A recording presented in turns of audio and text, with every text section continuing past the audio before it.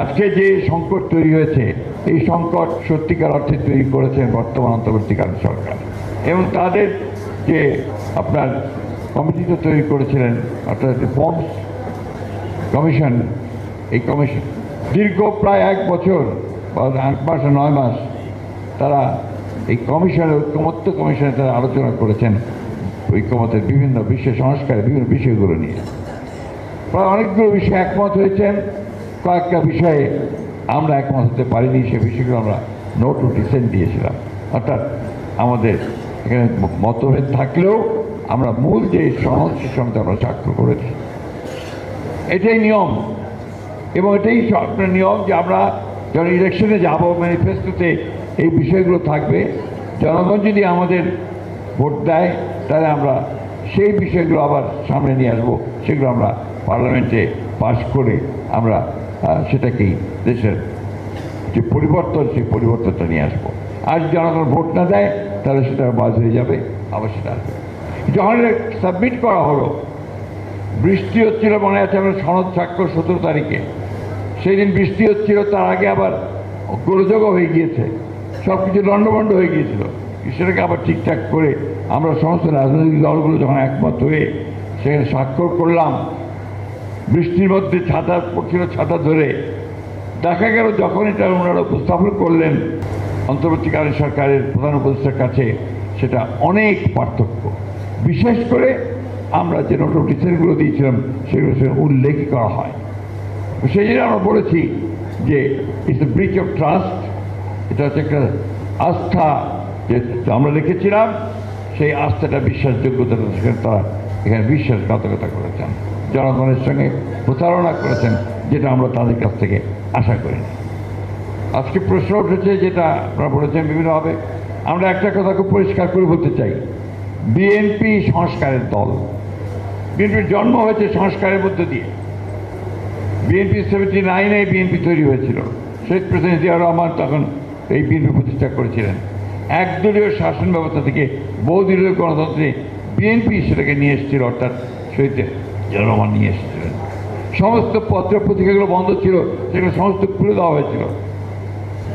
মানুষের যে মৌলিক যে অধিকার, সেই অধিকারগুলোকে প্রতিষ্ঠিত করা হয়েছিল এবং সেটা করেছিলেন শহীদ প্রেসিডেন্ট জিয়াউর রহমান। আজকে একদিকে রাজনৈতিক সংস্কার, অন্যদিকে অর্থনৈতিক সংস্কার, পুরোটাই তখন শহীদ প্রেসিডেন্ট জিয়াউর রহমান করেছিলেন।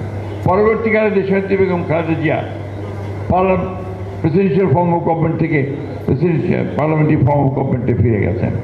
আরও পরে তিনি কেয়ারটেকার গভর্নমেন্ট সিস্টেম আমরা প্রথম দিকে না মানলেও উনি কিন্তু একটা নির্বাচন করে 2/3 মেজরিটি নিয়ে এসে কেয়ারটেকার গভর্নমেন্ট সরকার পাশ করে উনি কিন্তু সেটা সংবিধানে অন্তর্ভুক্ত করেছিলেন এবং সেই কেয়ারটেকার গভর্নমেন্টের অধীনে 4টি গ্রহণযোগ্য নির্বাচন অনুষ্ঠিত হয়েছে।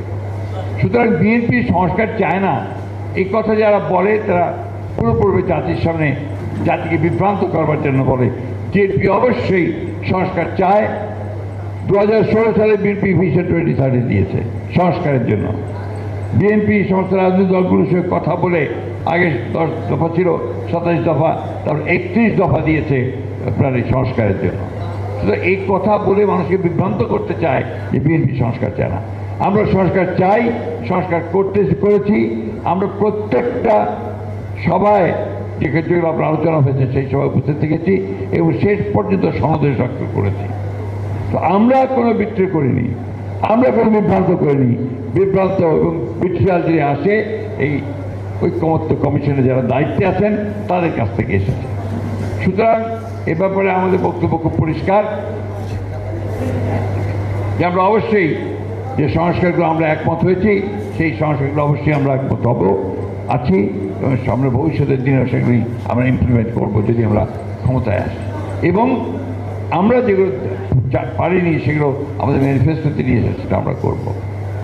আমি খুব পরিষ্কারভাবে বলতে চাই আমরা নির্বাচন করব, নির্বাচন করতে চাই এবং আমরা 2026 সালের যে ফেব্রুয়ারি মাসে অন্তর্বর্তীকালীন সরকারের প্রধান উপদেষ্টা যে ঘোষণা দিয়েছেন সেই ঘোষণার সঙ্গে একমত হয়ে আমরা নির্বাচন চাই। কিন্তু সেই নির্বাচনকে আজকে আপনার বানচাল করার জন্য, সেই নির্বাচনকে বিলম্বিত করবার জন্য একটা মহল উঠে পড়ে গেছে বিভিন্নভাবে বিভিন্ন কথাবার্তা বলে জনগণকে বিভ্রান্ত করার চেষ্টা করছে। কিন্তু আমরা খুব পরিষ্কার করে বলতে চাই, গণভোট নির্বাচনের আগে করার কোনো সুযোগ এখন আর নাই। নির্বাচনের দিনই গণভোট হবে, সে কথা আমরা পরিষ্কার করে বলেছি। সেখানে দুটো ব্যালট থাকবে, একটি ভোট গণভোটের জন্যে, আরেকটি হচ্ছে জাতীয় সংসদ নির্বাচনের জন্য। সুতরাং এই বিষয়ে কোনো দ্বিমত কারো থাকবে বলে আমি অন্তত মনে করি না। আজকে যারা এই নিয়ে গোলমাল করছেন, রাস্তায় নেমেছেন, তাদেরকে অনুরোধ করব, দয়া করে জনগণকে অনেক বিভ্রান্ত করেছেন, উঠতে অনেক করেছেন, সেগুলো আমি বলতে চাই না। এক সময় আপনারা এই দেশের সকল মানুষের চাহিদা ছিল পাকিস্তান স্বাধীন করে, আপনারা সেটারও বিরোধিতা করেছেন। 1971 সালে মুক্তিযুদ্ধের বিরোধিতা করেছেন। আজকে দয়া করে জনগণ যে নির্বাচন চায় সেই নির্বাচনের বিরোধিতা করবেন না। কারণ এই দেশের মানুষ কখনো বিট্রিয়ারের যারা বিট্রিয়া করে তাদেরকে ক্ষমা করে না, তারা ক্ষমা পায় না। সুতরাং ওখান থেকে সরে আসুন, নির্বাচন করুন, নির্বাচনের মধ্য দিয়ে জনগণের মতামত প্রতিষ্ঠিত হোক, এটাই আমরা সকলে চাই। জনগণ সরকার গঠিত হোক এবং এই সংকট থেকে আমরা উত্তরণ ঘটাতে পারি, সেদিকেই আমাদের যাওয়া দরকার, যেতে হবে। আমরা অবশ্যই আমাদের মিত্রদেরকে নিয়ে, যাদের সঙ্গে আমরা দীর্ঘ 15 বছর লড়াই করেছি, একসাথে কাজ করেছি, তাদেরকে সঙ্গে নিয়েই আমরা সরকার গঠন করতে চাই। এবং খুব পরিষ্কার কথা আমরা বলেছি যে আমরা একটা জাতীয় সরকার গঠন করতে চাই নির্বাচনের পরে। সুতরাং এই ক্ষেত্রে আমাদের বক্তব্য অত্যন্ত পরিষ্কার। আসুন সবাই আমরা এই একসাথে এই নির্বাচনকে উপলক্ষ করে সামনের দিকে এগিয়ে যাই এবং নির্বাচনকে অত্যন্ত সুন্দর সুষ্ঠুভাবে করে একটা আমাদের জনগণের পার্লামেন্ট, জনগণের একটা সরকার গঠন করি, এটাই আমার বক্তব্য। এবং আবারও সব শেষে আমি রব ভাই আশুর মুক্তি কামনা করছি এবং তাকে আমরা আবার আমাদের মাঝে ফিরে পেতে চাই। আল্লাহ তাআলার কাছে সেই প্রার্থনা করি। আসসালামু আলাইকুম। এখন বক্তব্য নিয়ে আসবেন আজকের এই আলোচনা সভার সভাপতি, গণতন্ত্র মঞ্চের অন্যতম নেতা, জাতীয় সমাজতান্ত্রিক দল জেএসডির সিনিয়র সহসভাপতি তানিয়া রব।